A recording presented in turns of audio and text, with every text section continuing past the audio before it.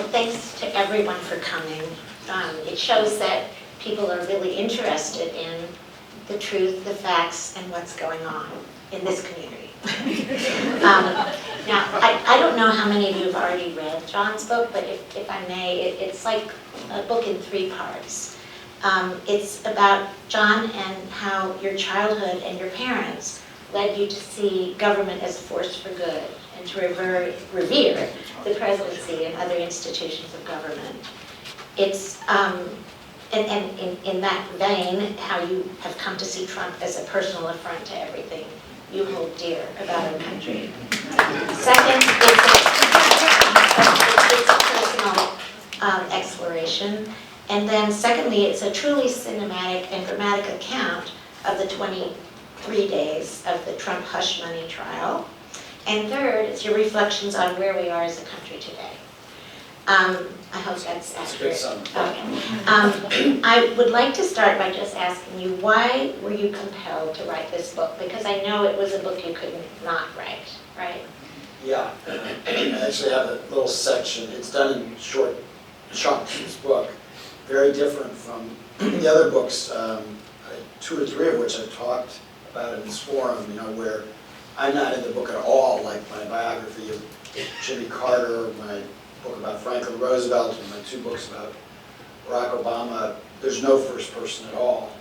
And this book is quite different. It's almost like a cri de coeur, a cry from the heart, and I feel like I wrote it in almost a fever dream over the summer, and I spent 5 years on and off writing about Jimmy Carter, and I basically spent 5 weeks in this book, in addition to the 6 weeks of the trial, where I kind of kept a diary of what was going on. And so I felt, starting about a year ago, when I first thought, you know, I'm going to get credentialed for the Jack Smith trial in Washington, the big trial, which would have been, it's now dead, would have been, by any measure, the most significant trial in American history of Donald Trump for trying to overturn the election. I called it the coup trial, because he was trying to stage a coup on January 6th. And then that was supposed to open in March, and it was delayed because of the immunity case that you all know about that was eventually disastrously decided by the U.S. Supreme Court. And then I thought, well, how about the hush money trial, the runt of the litter of these trials, a trial that I think wrongly people thought should never have taken place. Those folks, none of whom were in the courtroom for any length of time, didn't understand the mountain of evidence of Trump's criminal activity.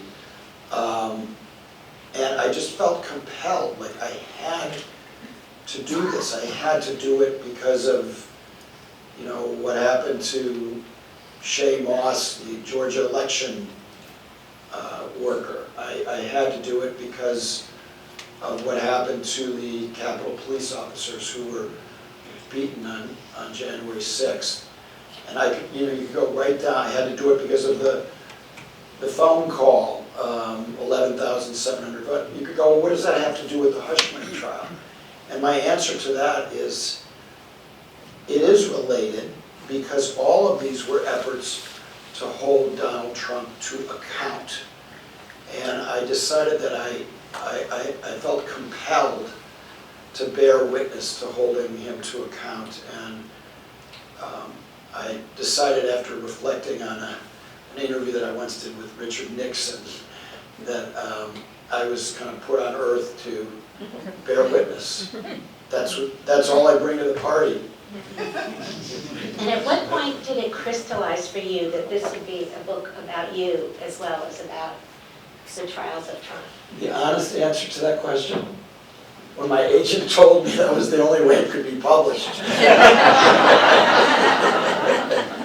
He said, so I had written, I was writing about the trial for the New York Times opinion section, and also I have a Substack newsletter called Old Goats.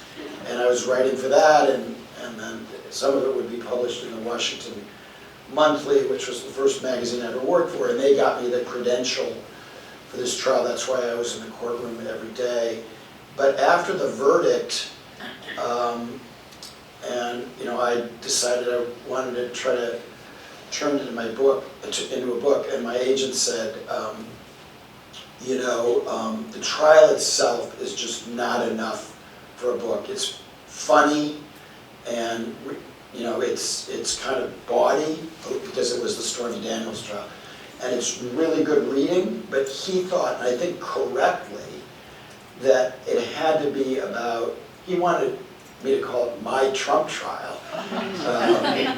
He wanted it to be about my trial, my ordeal, and the ordeal of all of you, and what we have experienced, not just in the last 9 years, but very intensely in 2024. So, what I hope, even though, at the soonest this sentencing would be in 2029, I think is the way we're looking, if it happens at all. I hope that these sort of not so minor moments of accountability that are short of his going to jail, but are accountability nonetheless, and that were very striking in this untelevised trial. I'm hoping that can both provide a little bit of hope for people and also be a sort of give people a tactile sense of what it felt like to be alive and despising Trump in 2024. Also, what struck me was you were writing this book during the campaign, and your book came out 2 weeks before the election. Is that right? Yeah. And so it reads so much like what it felt like going into the election for somebody whose hope was that Trump would be held accountable, not just in the courtroom, but at the big jury, the big electorate. jury. Yeah, they acquitted. Yeah, they acquitted. And reading it now, of course I read it before, but I read it again for today, and it's very striking to read your celebration of him being held accountable, when in fact the electorate didn't care. Or at least half the electorate, enough to in the election, didn't care. And that's just really striking. And I wonder how, how you feel about that, you did make clear he might win anyway, that was in the book, but I think, seeing him held accountable in the courtroom really raised your hopes, like how could a convicted felon be elected president? Well, I didn't. So I always knew that was a strong possibility, because I had started agitating in both the New York Times and the Washington Post and on Old Goats for Biden to step aside in late 2022. And I just think there are many, many reasons why Trump won, but the one that I think you'd have to put as number one is that Joe Biden decided to cling to power, and when on its face the idea of having an 86-year-old president, which is what he would have been if he'd been reelected, who looked like he was 90, was not really a good look for our country, and that he'd always been a bad presidential candidate, a good president, but since I first got to know him in 1988, covered that campaign, long before he was old, he was just a crappy candidate. So I knew that he was going to lose, and so I was prepared for Trump to win, but I got a new jolt of hope with the flawlessness with which Harris debuted. And I thought, right until the Iowa poll, I was at the movies in Montclair when I saw the poll from Iowa. And so on the Saturday before the election, I thought Harris had a very good chance of winning. But what had happened to me earlier, Dale, is that I had, I had always thought of myself as John F. Kennedy defined himself, somebody who was kind of, very young when he was assassinated, but shaped like everybody of my generation by the Kennedy presidency and the whole idea of what Kennedy represented. He defined himself as an idealist without illusions. And so as a journalist, I like to think of myself, for my whole 40 years in this business, the whole time I'm writing column for Newsweek, I'm an idealist, but I'm a skeptic, and I wasn't born yesterday, and I don't really have any illusions. And then, after 2016, I realized, you have more illusions than you thought you did. You have more illusions about the good sense of half of the American people. And that kind of began a process for me and kind of coming to terms with my own feelings about this great but infuriating country. And I still think of myself as a very patriotic person, and if you go over to our house on Upper Mountain Avenue, which was built in the administration of Rutherford B. Hayes, you'll find Pez dispenser presidents, bobblehead presidents, and presidential spoons, and all over the house. And our daughter Charlotte, my wife Emily's here today, she drew pictures of Martin Van Buren and James Buchanan that are very good likenesses. And, I revere this office, as you mentioned. Every president is represented in our home in several different ways, except for one, whose image will never be in our home. And so it's sort of like coming to terms with that, and the fact that, I mentioned in the book that one night I had dinner with a group of historians, including Robert Caro, and we were discussing over dinner during the trial that when historians were asked to rate presidents, Trump came in last in all of their estimation. There wasn't a single historian who put him second to last, next to Andrew Johnson or Buchanan or somebody. He was always last. And the fact that this man could have just been reelected and if not a majority, he got a plurality of the vote, with the menace that he poses to our Constitution, with his poor record in his first term, there's no way to describe it except disillusioning. But it is also important to stay hopeful, and I try to give examples of why hope is merited in the book. We should get to that, but before we do, Sorry. no, I think Going on too long. no, you're right. We should talk about hope. We need to have hope.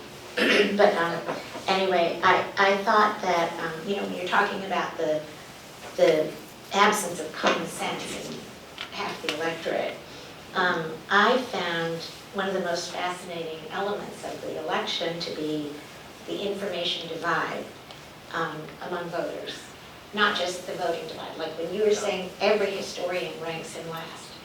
Voters who voted for Trump don't care about historians or what they do. Right, of course not. They don't read history. And here's a poll from, I looked this up, there's a left-leaning group, Data for Progress. They found that Harris won among voters who said they paid attention to the news a great deal or a lot, while Trump won by decisive margins among those who paid attention, quote, a moderate amount, a little, or not at all. Trump won those who don't pay attention at all by 51 to 32%. In April, ABC News did a poll, this was before Biden dropped out. It showed Biden was the choice for people who get their news from newspapers by 70 to 21%, Trump was winning those who don't follow political news 53 to 27%.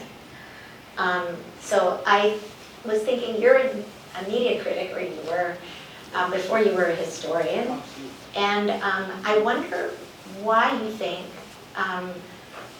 fact-based media has lost relevance to such a degree, and if you think it can get it back, because I feel like the information gap is as important as anything fueling divisions in our Yeah. country.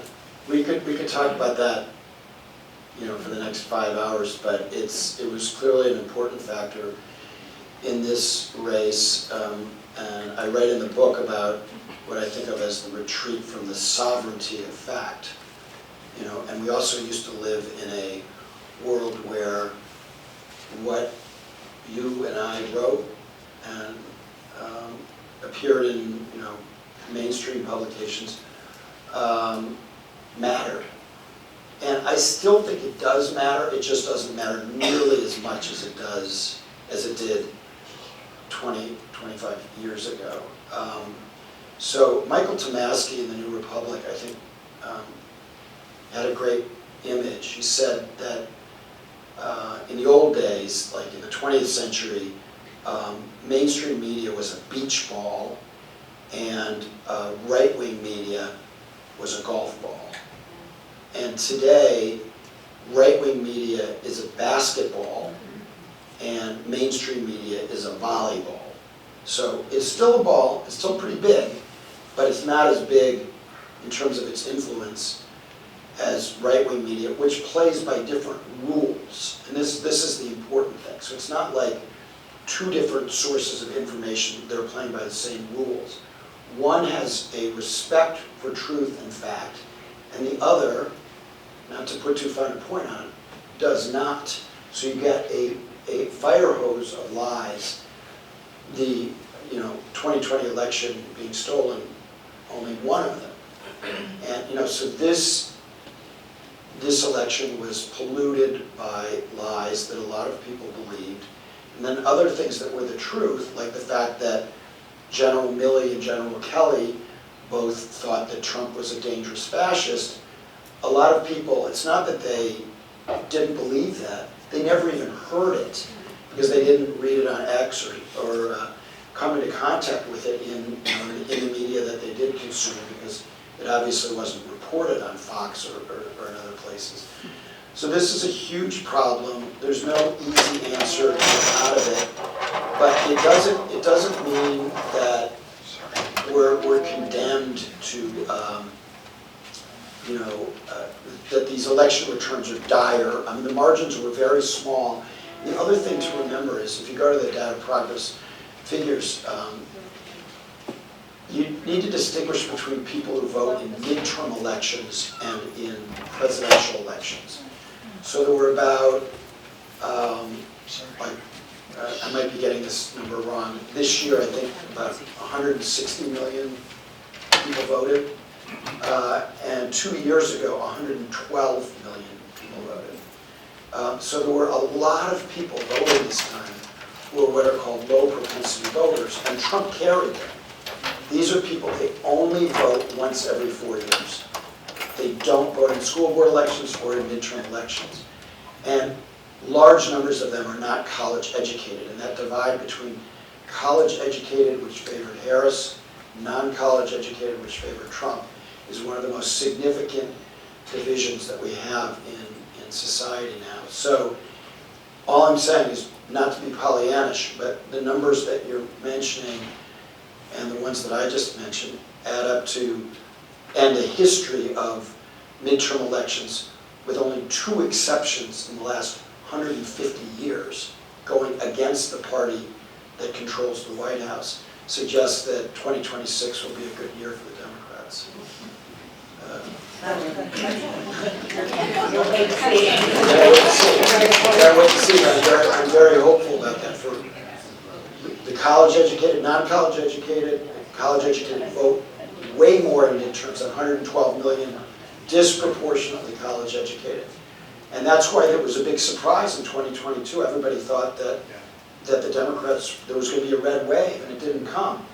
because it was the college-educated voters who went to the polls by and large. So, but just coming back to your media critics hat, do you see a way that people on both sides of this divide can one day come back and trust the media again, trust the major Well, newspapers? there's no such thing as the media. Trust- It's trust just the like major media is newspapers. now like oxygen.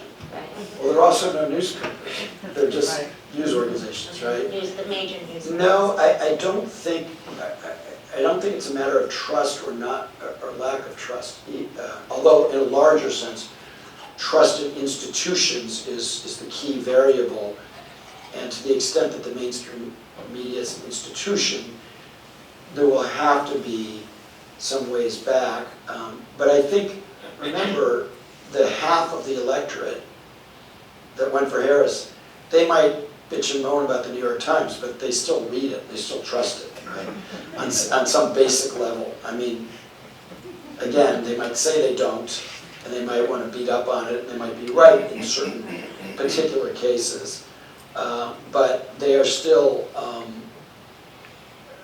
getting their information from what they consider to be at least relatively more trustworthy sources than biased media. But I do think you're going to see a counter media, sort of, even if MSNBC gets bought and wrecked, you're going to see other elements on the left that will emerge to inform people, and I hope that they adhere to journalistic standards. And all of that, by the way, is just a return to the media structure we had at the dawn of the Republic. Remember, Common Sense by Tom Paine was a pamphlet. It was like a Substack, newsletter. And the newspapers of the early Republic, really until the 20th century, were party newspapers. And we seem to have survived that structure. The other thing is, nothing is forever, either in politics or in media. And as technological change takes place, you're going to see a constant sort of churning in the media structure. So, I mean, to oversimplify, like Tom Brokaw, Peter Jennings, and Dan Rather have been replaced by Elon Musk, Joe Rogan, and Rachel Maddow. Okay? But any one of them could go away, and then in the way that, Rush Limbaugh died, and who was that other guy who was really big at the beginning of the Obama administration? Big talk show hosts, huge ratings, cover of all the magazines. See, we've already forgotten. Remember, he now has his own channel that nobody watches. He'd do these big chalk talks. Glenn Beck. Glenn Beck. See, nobody here even remembered. So that just tells you how, my wife's the only one who remembers. So that's how fast it can change. And I just say that, again, not to be Pollyannish, but a lot of it depends on what all of us do. If we want to keep our reputable sources of news strong, we'll subscribe to them. I thought that I was really disappointed that Jeff Bezos decided not to endorse Harris. I thought that it was a sellout. I was as pissed off about it as anybody. But I was even more disappointed that 200,000 Washington Post subscribers canceled their subscriptions. What were they thinking? It's still a great newspaper, and there are great articles in They're it. protesting. People do that all the time. They do, but they don't think about it when they do it. It's kind of cutting off your nose to spite your face. You have to support, at least relatively responsible news organizations. Okay. I just was thinking back about the whole desire to see Trump held accountable in the trial. And as I was reading it, like you talked about the most memorable days of the trial. And I could read them, but why don't you talk about that? I think I want to put them in. There's some that were memorable, but they weren't about accountability. And then there were others that were about accountability. And given what's happened, I'd rather talk about the moments of accountability. And they actually started really early. And I thought they were dramatic in themselves. So as jury selection was underway, one day, like the third or fourth day of the trial, Trump stands up and starts to leave the courtroom. I think he mistakenly thought the trial was over for the day. And the judge said, "Mr. Trump, sit down."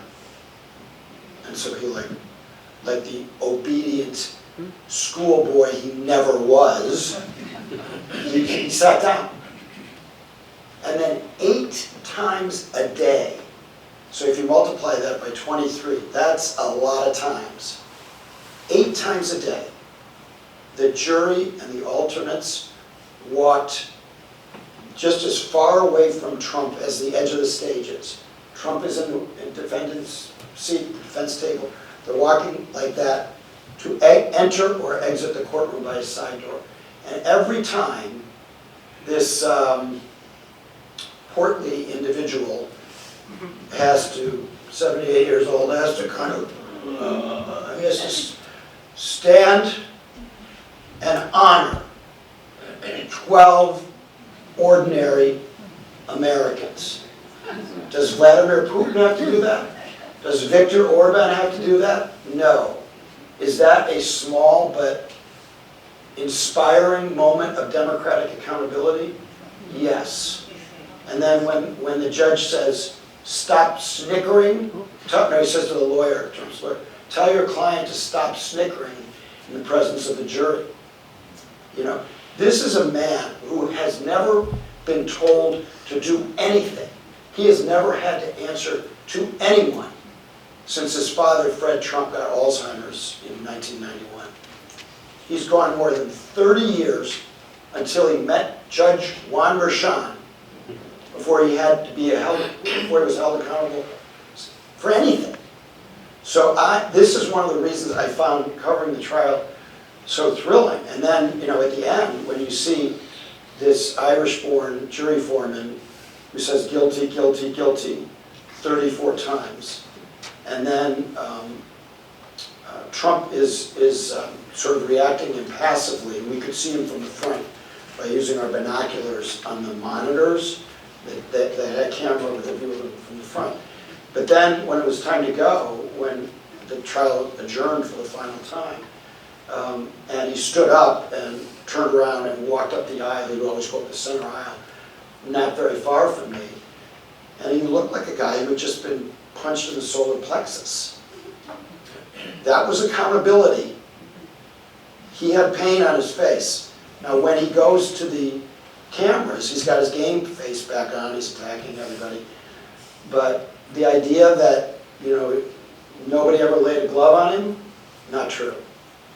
And even if he doesn't go to jail, not true. And by the way, another really exciting moment was when he was held in contempt of court on 10 counts.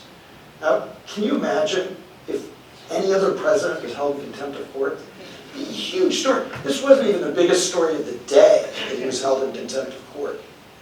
And what the judge said to him was, you know, "Mr. Trump, I do not want to jail you. I am very cognizant of the inconvenience that would pose to court personnel. Here, he would be put in a cell in the Manhattan Criminal Court and I made a point of finding out what that cell looked like. The toilet was about this high off the ground. Sometimes didn't have a seat. He would probably have gotten one with a seat. And the thread count of the sheet over him, low. Low thread, right? So, and Trump knew this. And so when Merchan said, "I do not want to jail you, but if you reoffend," which means violating the gag order, he was under a gag order, a protective order, not to attack witnesses and jurors. And he did both. He attacked the jury generally, and he attacked witnesses in particular. And he said, "If you reoffend, I will jail you." You know what? Trump didn't reoffend. That was it for attacking witnesses and the jury, because he didn't want to squat over that low toilet. And that to me is a form of accountability. Yeah, I really enjoyed reading all of the accounts of the trial. It was just so vivid and alive, and it felt both entertaining and incredibly important at the same time. But I also feel like here we are, and I must say, I remember I will always remember where I was when those 34 guilty verdicts came out. It's like I remember where I was when Kennedy was shot. I remember where I was when 9/11 happened, and I will remember that. But it's striking to me how it was just meaningless. No, not so many voters. So many voters. Yes, and Yeah. he was held accountable. He was found guilty. Yeah. He is a convicted felon, and he's the president-elect of the United States. Amazing. And so, I know at one point you quote the prosecutor saying, Mr. Trump is trying to make this about politics. It's not. It's about his criminal conduct. But it became about politics because all of his voters said, well, it's a witch trial. I don't need to know any of the details. I don't need to follow the trial through John Alter's coverage or anything. Right. It's a witch trial. Yeah. And, there's a great piece in the New York Times today opinion section by a law professor. Yeah, I thought it was a terrible piece. Oh, you did? I'll tell you what. Okay. Well, I thought It's Yale Moyne. Yeah, Moyne is his name. It's a terrible piece. The reason I thought it was good was that he was saying that, Trump was held accountable by the law, but that didn't change the hearts and minds of his voters. And until the voters feel that that he's unqualified and unacceptable, the law can't make that happen. And in fact, there was a quote that I really liked. He said, "Without convincing our fellow citizens of the highest ideals to hold in their hearts, the law cannot make as much difference as many liberals have hoped. Instead, it has helped the enemies of liberalism win." Because he pointed out that it just made Trump into more and more the hero of the voters who feel. See, that's where I don't agree. So I agree with the first part of it, that the law is not a substitute for what I call the big jury, the American people. But the law is also an important element of our democracy, and it is not invalidated. The idea of holding the president to account, making it clear that no president is above the law, that is not subordinate to the will of the electorate, just because the will of the electorate ultimately trumps it. And what I really objected to in that piece was he made an argument that Trump won because of this, because of a reaction against this. And I think there are almost no Biden voters in the United States who, I was going to go for Kamala Harris, but after they, tried to investigate Trump, I'm going for Trump. His own people got more excited and he raised some money, but even that was grossly overblown. So that Harris outspent him until Elon Musk came through with $200 million in the last few weeks. And people, after he was indicted and then again after he was convicted, I think he raised $7 million. These are $2 billion campaigns. So the idea that he financed his campaign based on backlash against this trial, which Sam Moyne argues in this piece, is just not true, right? And he says specifically, he raised the money for his campaign off the backlash. And Trump did not win. I wrote a piece on my Substack with the 10 reasons that Trump won. Lawfare was not one of the 10. There are, I could go for another 10 before I would get to so-called lawfare as a reason. I guess my reading of the piece was more, I know he said some of those things, but I was struck by the feeling that, that the people who supported Trump were not swayed in the least by the fact that he was found criminally But liable. nobody expected them to. I'm not, Nobody I know, ever but I'm expected just saying, they weren't. them. You remember the Fifth Avenue thing? I mean, this has been true for 9 But years. I know. So we're talking about, the question is whether Democrats or who voted for Biden, were they affected in a negative way by this? And I would just, suggest no. There's no evidence of that. But I wouldn't agree with that. Anyway, let's. Sorry, I'm sorry, but it's just, I think it's like what, we the can reason agree to that, disagree. but the reason that that article and some others like it is so annoying to me is they make it seem like, well, prosecutors, Jack Smith, Alvin Bragg, they shouldn't have even tried to do their job, which is when you see mountainous evidence of wrongdoing, prosecute. And to say, well, we're not going to do this because there might be a backlash, like if we prosecute this guy for being a criminal, some voters might not like it, therefore we're going to be political pundits and go, you know what, there's going to be maybe a backlash, so we're not going to enforce the law. And that would be even more tragic, I think. I agree. And I think that I felt that, I thought another way of seeing the piece was that until people's minds until their values and their trust and their interest in the facts changes, it doesn't matter if we can hold him accountable because they'll keep electing him. He can right now, this is what I wanted to ask you about. We're now, the sentencing for the New York trial has been postponed, and the Trump defense lawyers are trying to get the case dismissed. Right. And Judge Merchan, I guess the prosecutors are asking that the case be frozen and then the sentencing be held after his term ends. And we'll see what Judge Merchan rules. I wonder what you think he will rule. I think he's going to go along with the prosecution. I was doing a little bit of reporting on this in the last couple of days. Nobody knows for sure, but by freezing the case until Trump leaves office, he won't have to rule on the immunity claim. The immunity claim will invalidate the testimony of an important witness named Hope Hicks, the immunity decision by the Supreme Court, but it will not, in all likelihood, Judge Merchan, in all likelihood, will not dismiss the case based on the immunity claim. He certainly is not going to dismiss the case based on the election. We know enough about him. And so I think, in all likelihood, he will freeze it. He'll go with the prosecution's recommendation, and he won't rule on either the immunity claim or or move to sentencing until 2029. But you can say justice delayed is justice denied, but my attitude toward that is better late than never. And I don't think he's going to. I'd be very surprised if he agreed to the defense motion to dismiss the whole thing. It's possible.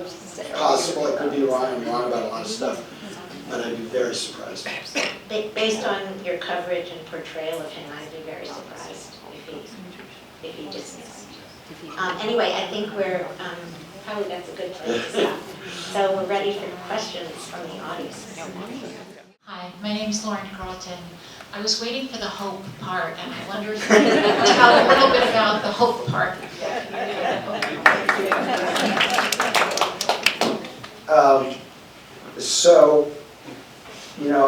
I've been interested in American history since I was a little kid, and we've been through some really rough stuff in this country over the years.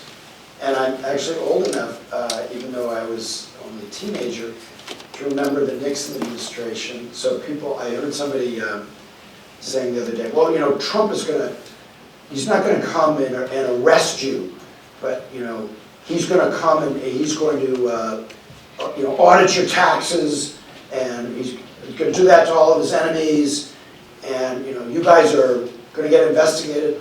So, yeah, that could happen, but that's what Nixon did. He ordered, he ordered the IRS to audit his political enemies. He had an enemies list, and he wiretapped journalists.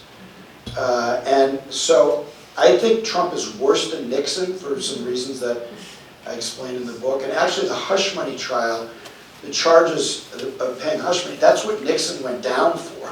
Remember the Watergate cover-up was hush money. So there are also some really stark comparisons. And then the other thing that really, and I'm not optimistic, but I'm hopeful that we can soldier through, is that a lot of people wonder, why did I knock on all those doors? Why did I write all those postcards? It didn't do any good. But actually, it did. It saved the Senate. So if pro-Harris people hadn't worked in these battleground states, instead of winning 4 of 5 Senate contests in battleground states, we would have lost maybe all 5 of them. And then the U.S. Senate would be 57 Republicans, 43 Democrats, and it would have taken at least a decade for Democrats to get control of the Senate again and be able to make policy that made any sense. And instead, it's 53-47, and by 2026, the Democrats could get control of the Senate back. And I think they're likely to get control of the House back. So that means we only have 2 years to soldier through with this menace and do as much as we can to stand up to him. And by the way, he withdrew the Gates nomination. If you stand up and make your voices heard, you can check him. He's going to still do a lot of really bad stuff, but he can be checked on some of the worst of it. And our democracy has been dented. It has not been destroyed. And I got done researching Jimmy Carter, and in some ways the most memorable parts of my research were about the Jim Crow South. So we think democracy is like in trouble in the country as a whole. Between the end of Reconstruction in the 1870s and the signing of the Voting Rights Act in 1965, there was no democracy in the South, full stop. You had majority black counties with no black voters. That's not democracy. And I think one of the interesting, sometimes when I'm getting depressed, I'll listen to somebody like Andy Young or somebody who's a veteran of the civil rights movement talk, and they are much more like, we'll get through this, we've seen worse, than white people are. And I think it's understandable. They're not any less anti-Trump, but they're more, they have a longer and I think more nuanced historical perspective. We've seen bad stuff and we've survived. Hi, Ben Horowitz. You talked about what a bad candidate Biden was, and he was bad in 1988 and the other times he ran. But in 2020, Biden won by 7 million votes, and somehow this was never recognized because of the narrative that Trump, had put out that it was a stolen election and all that. So why do you think Biden won by so much in 2020, and why does no one really recognize this? Well, he stole all those 7 million.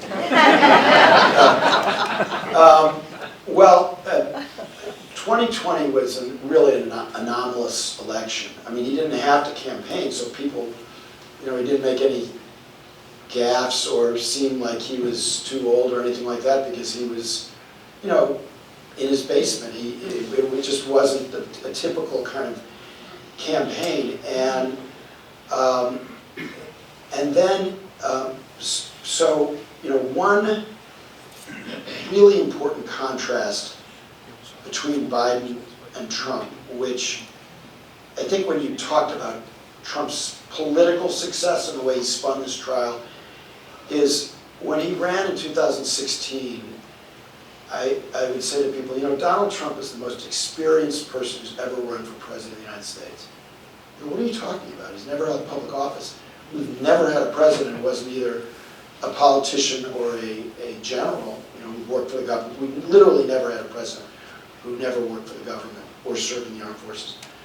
And I said he's the most experienced in the only thing that really counts in winning presidential elections, the media, right? So his experience in the New York media over a 40-year period gave him amazing instincts about how to drive an argument, get attention, and a lot of, I think a lot of his success is that he just got a lot more attention than Kamala Harris. And she had to build an airplane that was already in the sky. And because she didn't have months to introduce herself to the American people, she really suffered it. She wasn't tested in any primaries. I think if she had been and emerged triumphant from those primaries, I think she would have won the election. But to answer your question, so Biden is actually really bad in the media. And it's not just as a candidate. He was unable to get credit for these amazing accomplishments of his administration. And so if you can't sell your achievements, you're not going to be able to sell yourself, especially if you're just played too old, as we all learned on June 27th in that debate. So I think the assumption that because which he had in his head, even though he told the people in a misleading fashion that he would be a transitional president, in his head it was like, well, I beat him in 2020, so I'll beat him again. And I understand why he thought that, but it wasn't actually a rational assessment of the way it would go. And it was quite clear at an early point that that was not a rational assessment. And that sometimes he couldn't crack 40% approval ratings. He just was never going to be able to beat Trump. And I was wrong on this. I thought after his State of the Union address, I thought, you know what, he can pull it together, and it's too late to get another candidate. So I fell for this part of the time, but smarter people like David Axelrod, they knew all along, James Carville, he's a loser in 2024. It's not going to happen for him. And so the Democratic Party forgot what the point of a political party is. It only has one point, one reason for being since the 1790s when they were established. To win. It's not to respect the tender feelings of the president. It's to win. It's to win. And a lot of Democrats, including me on a temporary basis, lost sight of that.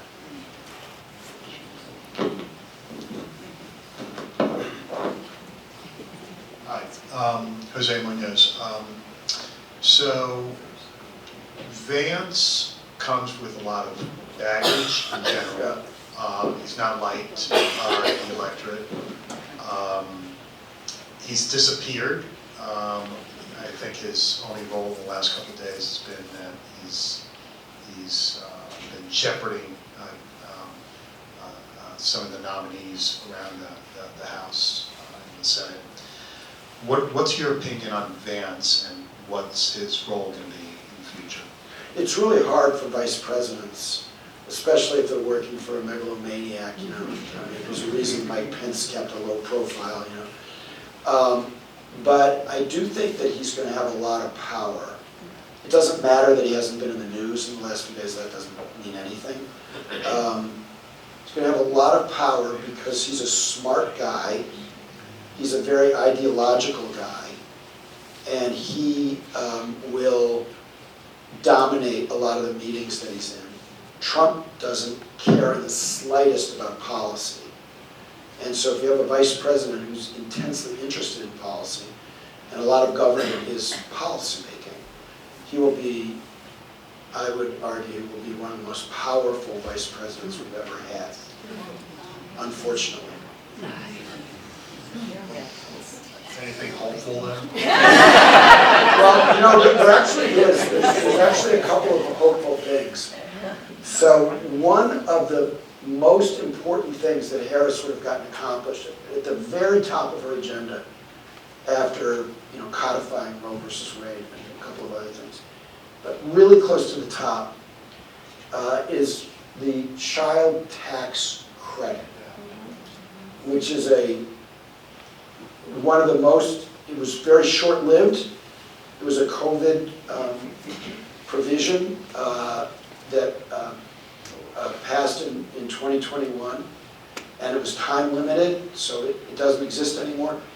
But according to a variety of studies, it cuts child poverty almost in half.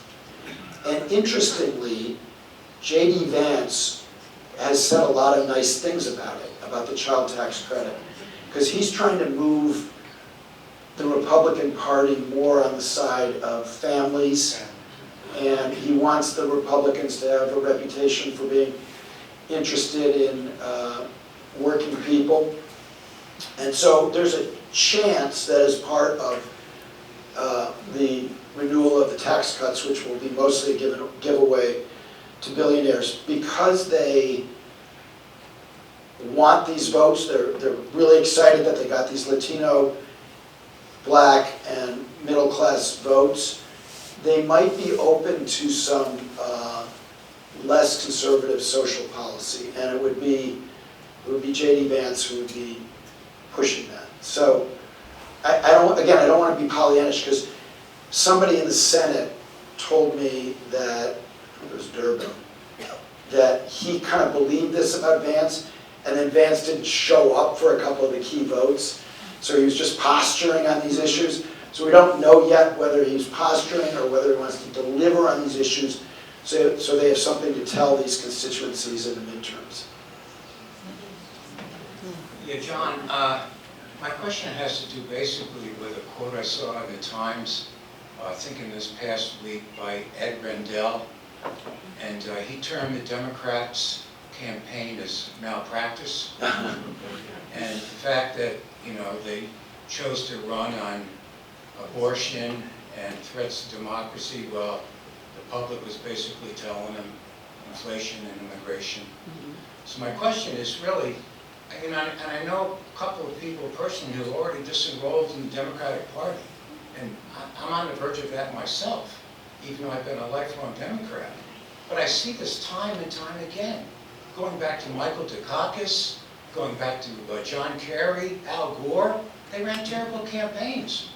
I mean, how can you keep faith that the Democrats are not going to keep loving them? So, first of all, I totally sympathize with what you're saying. I think Ed Rendell is correct. But you skipped over Bill Clinton and Barack Obama. And they both ran really good campaigns. So Democrats, I don't think it's that useful to go back to Dukakis. And I understand why Democrats feel this way. I think they have to have a really honest, open argument about what happened. And they have to recognize that, particularly on cultural issues, they got on the wrong side of voters. That ACLU questionnaire that Kamala Harris, as I said, I think she ran a better campaign than Ed Rendell, who I have huge respect for, believes. But in a larger sense, it's not so much her campaign. She talked about bread and butter issues in the campaign. She talked a lot about inflation, costs. The problem was that they pivoted to these issues too late, and especially on immigration. And there was sort of political malpractice in the Biden administration in not recognizing sooner that, why did things go so badly in the cities? I mean, Harris still carried the cities, but Trump dramatically improved his performance in cities across the country, including New York. It was in part because, all these migrants came, the Texas and Florida sent all these migrants to northern cities, and Eric Adams knew it was going to be a big problem, and it was in cities across the United States. So they didn't get a hold of the immigration issue. And on inflation, I think they just didn't communicate well early on. And some of it was unavoidable. Inflation is a political killer. It's killing incumbents all over the world. She was running against a really strong anti-incumbent tide all over the world. So structurally, it's kind of amazing when you look at it that she came as close as she did. Inflation hits 100% of voters. Unemployment hits 5% of voters, and maybe less because a lot of the unemployed don't vote. And so as a political issue, I think the Democrats didn't really understand just how toxic inflation would be as an issue for them. My name is Wendy McNeil, and did you read the op-ed piece that was done by Ryan Haygood in NJ.com? You know who Ryan is, right? Yeah. But anyway, it's about the impact that race had on the election. And at the very beginning, he quotes Nicole Hannah-Jones in saying that more than any other group in this country's history, Black people have served generation after generation in an overlooked but vital role. It is we who have been the perfecters of this democracy. So what's your opinion about race in this election? And then the second question is New Jersey turning red? So in answer to the first question, so race and sex are always issues. And anybody who says, race had nothing to do with it, I don't agree with that. But I don't think it was determinative in this election, and because I think that Obama established twice that you can be black and get elected president of the United States. However, I think Kamala Harris's gender turned out to hurt her, and I just misread this. I thought it would help her, but I think it ended up hurting her. Trump was able to make it a boys versus girls kind of election, and it didn't work. It didn't work out well for the Democrats. I think there's a lot of so this is something that I'm not saying. I'm quoting a Latino, very popular Latino talk show host in Pennsylvania. And he just said he got call after call after call on his radio station from overwhelmingly male Latinos saying they just couldn't vote for a woman for president. They didn't think she could stand up to foreign leaders. And when he would say, well, how about you vote for Hillary Clinton? And their answer again and again and again was, oh, well, she would have, I voted for her because she would have Bill with her talking to a foreign leader. Right? So I'm not saying that this was the reason Harris lost, but there were huge swings in the Latino population. And there are complicated reasons. The Latino population is segmented and shouldn't be seen as homogenous because, Cuban Americans vote very differently from Mexican Americans, Venezuelan Americans. But sort of as an oversimplification and as an illustration of the fact that I think gender was very important in this race at a level that a lot of us didn't really anticipate. It's sobering about the willingness of a lot of men and women to vote for a woman for president. The evidence so far is they'll vote for them for governor or senator, but not for president, at least not right now. And what about New Jersey turning red? I'm sorry. So I don't think New Jersey is turning red. I think it's becoming a more purple state. It's more up for grabs. But the main reason that, say, Passaic County flipped was just ridiculously low turnout for Democrats. So Trump didn't actually get very many more votes in New Jersey, just a very small number of, very small increase over 2020 in New Jersey, but the turnout was way lower.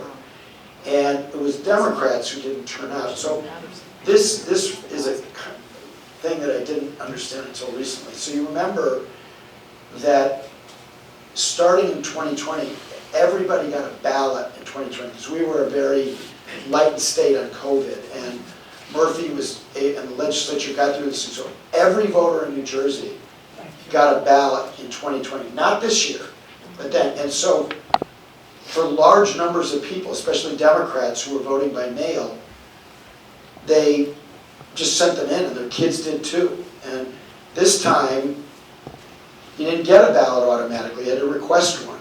And so election day or early voting, in-person voting, became more important, and those favored Republicans. So I think it's all up for grabs the way New Jersey goes, but I don't really see, except for the Latino vote, which is very significant in New Jersey, I don't see it turning red yet. I'm Judy Green. Hi, Judy. On November 6th, my son Jay called me, and he said, "What must Jimmy Carter think?" Jimmy Carter is now 100 years old. He's the oldest living American president. I think you have a direct connection to Jimmy Carter. Have you spoken with him, or do you know? So he has not spoken to anybody outside of his family and his caregivers for some time now. So the last time that I saw him, my wife Emily was here. We went down for Jimmy and Rosalind Carter's 75th wedding anniversary in Plains, and that was in the summer of 2022. And I haven't spoken to him since 2019. But I did speak to him on many occasions when I was working on the book. And I'm in very close touch with somebody who sees him every week, who lives in Plains, which is where he lives. And the press reports that he wanted to stay alive to be able to vote for Kamala Harris were correct. He did. And he did, and he gave his ballot to his son, who took it to the county seat of Maracus, and so he was able to vote. I'm sure he's disappointed by the results, but he lost himself. He's seen a lot of losses, and just knowing him, I know that he's kind of philosophical about these things and realizes how quickly things can change in politics. And just to give you a little bit more, he was very enthusiastic about Harris, but the politician who really turned him on in 2020 was Pete Buttigieg. Buttigieg came down in 2019 to Plains, as well as he liked Amy Klobuchar as well when she came down to visit him. And I emailed him a little bit after that, just before he had a fall, and then we couldn't email anymore. And he really loved Buttigieg and Klobuchar. And there was actually one other, I'm not remembering, there's a third candidate who came down to see them. And he liked all of them, but I got the sense that he liked Buttigieg the most.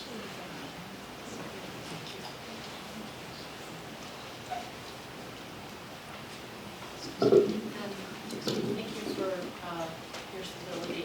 Oh, Cory Booker. Cory Booker also went to Plains, and Jimmy Carter liked Cory Booker as well. John, really this is for both of you. Did Merrick Garland do a good job with the Capitol insurrection response?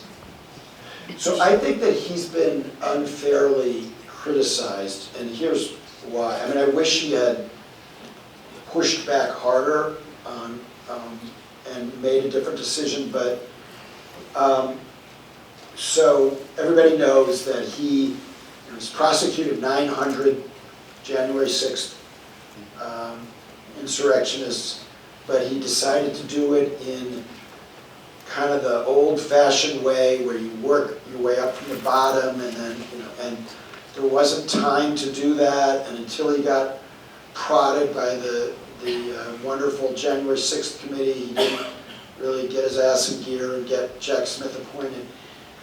But even though they don't want you, for good reason, to believe that the Attorney General is acting at the direction of the President, and the Democratic presidents really try to definitely make that not happen. But we do know that Joe Biden and Ron Klain, who was his chief of staff, believed in early 2021 that Donald Trump was finished, he was a sideshow, and that in the sort of the spirit of Gerald Ford, it was better for the country to move on. They needed to prosecute the people who actually attacked the Capitol, but not turn it into, a prosecution of the former president who was not relevant anymore. And that will be seen as, right now it's being put on Merrick Garland's account. It really belongs on Joe Biden's account, and it will be seen as a colossal error historically. And Jonathan, what you were saying about Trump having 40 years of being in the media, sorry, I'm in the middle of it, but who among the Democrats has that skill with charisma and media savvy? This is the kind of question I get all the time, and I've now covered 10 presidential elections for Newsweek and other publications. This question it doesn't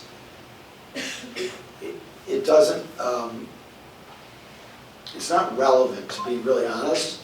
This is what primaries are for. This is what they are designed for.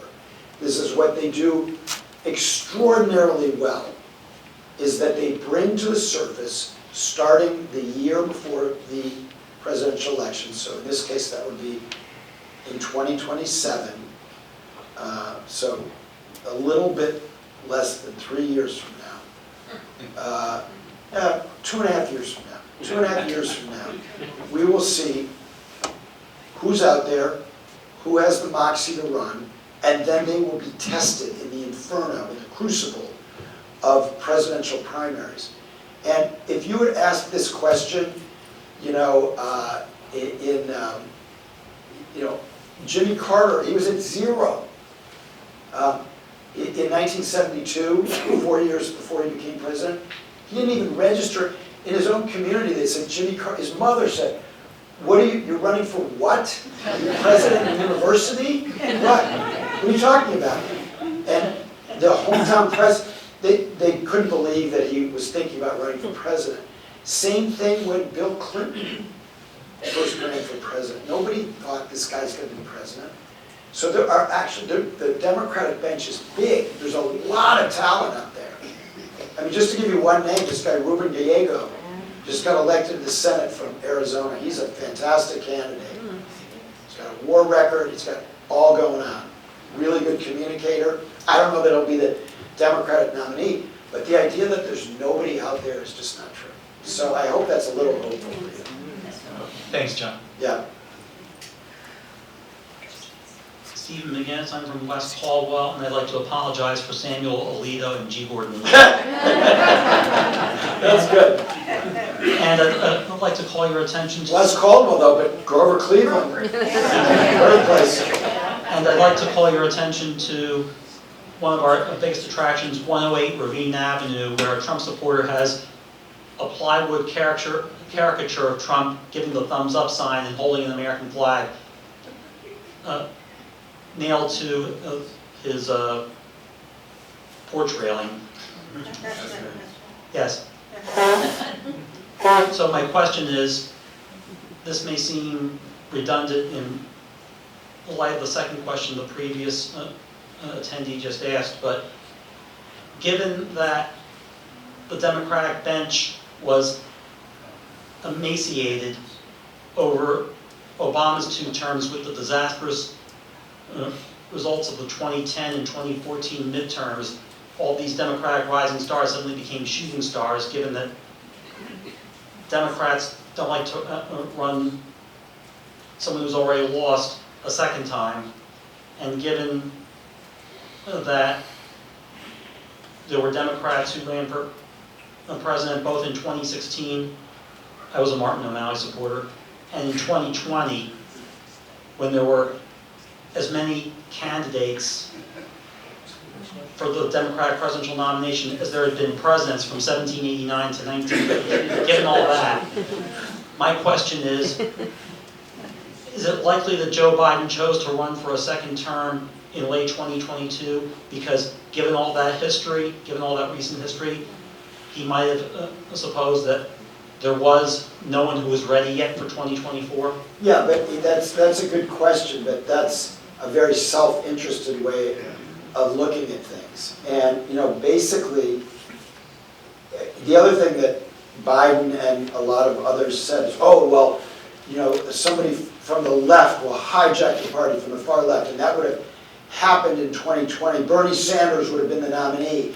if Jim Clyburn hadn't arranged for me to win the South Carolina primary and then everybody united behind me.